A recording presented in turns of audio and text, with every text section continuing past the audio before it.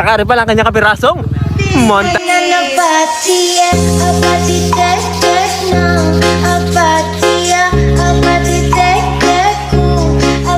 Hagip na naman tayo ng bagong enduro sa pagbisita nga natin dito sa Bulacan kay 87 Racing. Second hand na enduro nga tong bibilhin natin pero napaka-fresh at talagang parang brand new.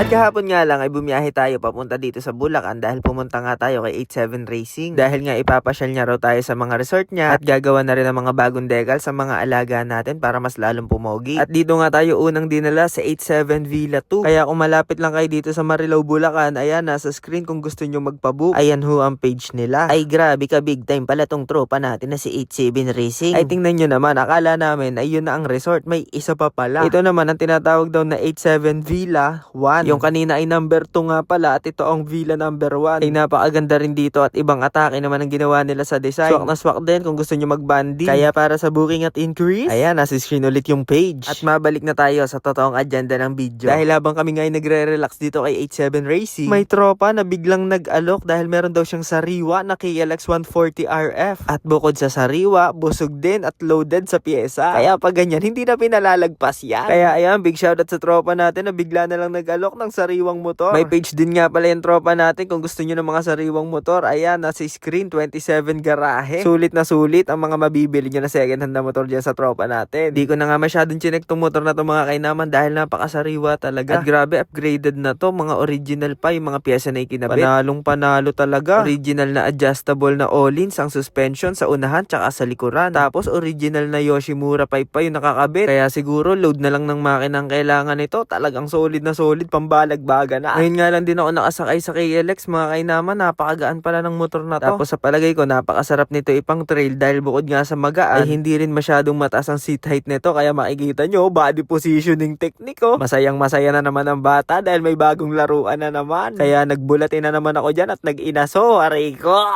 At bago ko pala makakalimutan, abay hindi pwedeng mawala ng sound check. Yung? Chill na chill. Press na press. Yung? Pakita mo ang lakas. Diba? Ang lakas niya. Ang lakas. Ayun yun. Ayun yun. Hindi Ay, ito. ba yan? Ito tahimik to. Ito pang chill lang natin. Kasi syempre meron tayong YZ na. Yan yung pang medyo pang gusto natin ng power. Ay! Yeah, solid ng ano na to.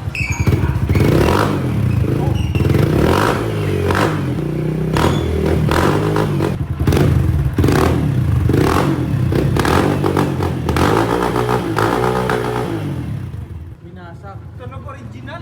Ang tarpaulin ng lamay at medyo Para naman ano yan ah. In loving memory. decals naman para sa bago nating alaga na KLX 140. Medyo napagtripan nga lang tayo ng 87 Racing sa pagkakataon na to. Ay dinaig pang tarpaulin ng lamay At medyo kakaiba rin ang ginawa natin dahil animated ang style ng pinagawa natin. Aba bakit may bibi dyan? Master bibi yarn? Ginawan nga din ng 87 Racing ng malupit ang decals itong bagong bili natin na KLX 140 RF. Sa mga puntong yan nga, pinagtitripan natin ang graphic artist nila. Ang problema lang, tayo pala ay pinagtitripan din niyan. Dahil kami ay lumabas at kumain at pagbalik ko, aba ay ginawan tayo ng malupit na design. Nahiyang pang punerarya ang design na ginawa sa atin ng 87 Racing. Talagang binalagbag tayo sa part na yan. Para naman ano yan ah. In loving memory. Hindi yan tama. Eto muna kasi hindi pa naman nakakapagmotor. Nananahimik pa ako. Namamaya pa ako. Pagkano dragon na yan Pag nagmotor yan. Dragon na yan. Tama, okay to. Rider Multiverse Universe. Sino gumawa nito ya?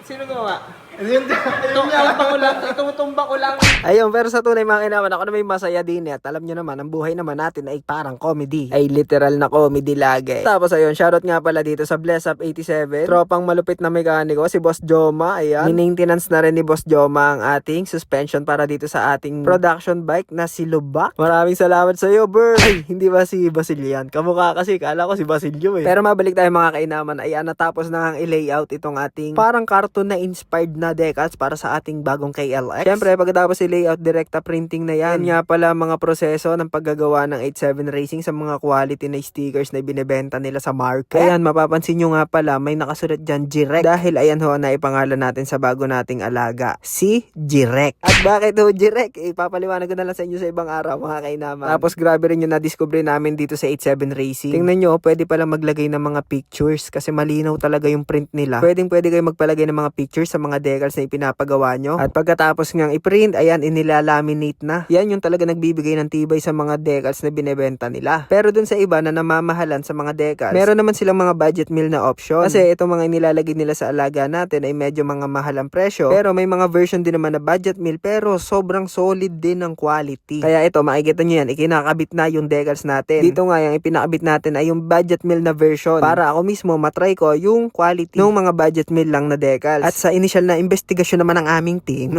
ay talaga namang napakaganda rin ng quality. Napakaganda din ng design na ginawa natin eh. Kita nyo, meron pang picture ng bibe. Tapos tingnan nyo naman ng mga nagkakabit, talaga namang mga pro kayabangan. Ano't nakihali-hali ka dyan? Ay may pansin ko'y parang hirap na. Nakisawsaw na lang, parang maninira pa. Yung binasta na ang pagdidikit. Pero ayos lang, dahil maganda naman ang quality ng sticker, kahit na nakihali-hali lang yung isa dyan, ay talagang napakaganda pa rin ang kinalabasan. Tsaka mga kainaman, masabi ko lang sa inyo, yung budget meal na version ng sticker nila, ay talagang sulit na para sa akin lang hindi nyo na masyadong kakailanganin yung mahal na version. Tingnan nyo naman, sa ganda at sa kapal din naman talaga. Marami pa kayong pwedeng pagpilian na klase ng materials. Hindi rin kayo mahihirapan sa designs kasi napakagagaling ng mga graphic artists. Kaya kung meron kayong mga alaga dyan, kahit anong unit pa yan, kaya nila yan. At pogi time naman sa ating mga alaga na pambundok, dahil marami-rami nga tayong in-order ng mga pyesa para sa mga alaga natin. Kaya ngayong araw, taray, pagsasalpak na natin lahat. Ito ngayon bago nating alaga na enduro, sa mga hindi pa nakakaalam, napalitan na nga natin ang kulay asul ang mga decals nito. Ang kaso nga lang mga kainaman, hindi ko natitripan dahil parang hindi bumaga yung upuan. Dahil majority na nga ng kulay nito ngayon ay kulay blue. Kaya napag-isipan ko, napalitan na rin natin ang upuan nito at gawin na rin natin kulay asul. Kaso iba pa rin talagang tama ng ginawa sa ating pantitrip ng 87 Racing dito. Aray ko talaga naman. Pero bumawi naman sila, nilagay Pro Rider A. Papalitan na rin natin ng bago itong mga lever guard natin dahil medyo kinakalawang na yung mga tornilyo. Syempre pati itong si Lubak hindi natin ito malilimutan dahil inorderan din natin ito ng mga pyesa na magpapapogi sa kanya. Ito nga ipapalit natin ng seat cover, kulay asul na. Huwag na natin patagalin mga kainaman. Tara, salpakan time. Bogs, ganun lang kabilis. Ayan, nakasalpak na mga kainaman. Nakapagpalit na agad tayo ng bagong handlebar, bagong lever guard, bagong seat cover at bagong footrest. Kaya talaga namang yung sariwa na ay mas pinasariwa pa. Tapos syempre si Lubak pinalitan na rin natin ng mga bagong shift knob, brake pedals at mga foot pegs. Nagpalit na rin tayo ng bagong protective foam. Dahil mahalaga to, katulad natin beginner pa, baka madibdiban tayo. Aray ko. Ayan, kaya mapapansin nyo, sariwa na yung mga tungtungan natin. Poging-pogi na lalo si Lubak, parang nakakapanghinayang na ipang trade. Pero rin mga kainaman, sa mga magtatanong anong pangalan itong alaga nating bago, ayan ho ang pangalan, Jirek. Bakit nga ba Jirek? Gawa ho, Ariho ay nabili natin sa tropa natin na Are, yan, tropa natin yan, si G yan, kaya G. Tapos Ariho, si Boss Jeric, doon kami sa bahay nila nagbilihan, kaya ayan, sadya ko pinangalan, kay G yan at Jeric, Jirek. Wow! Pero yon, sa tingin ko endgame na ako sa accessories. Kailangan na lang natin siguro mag-load ng makina dahil all stock ang makina natin. Baka parang medyo nabibitin ako sa power niya. Talagang ang hindi na lang din maaari ay itong ating kamay at injured pa hanggang ngayon. Mag-enjoy na muna kami. Tsaka rin pala ang kanyang kapirasong monta.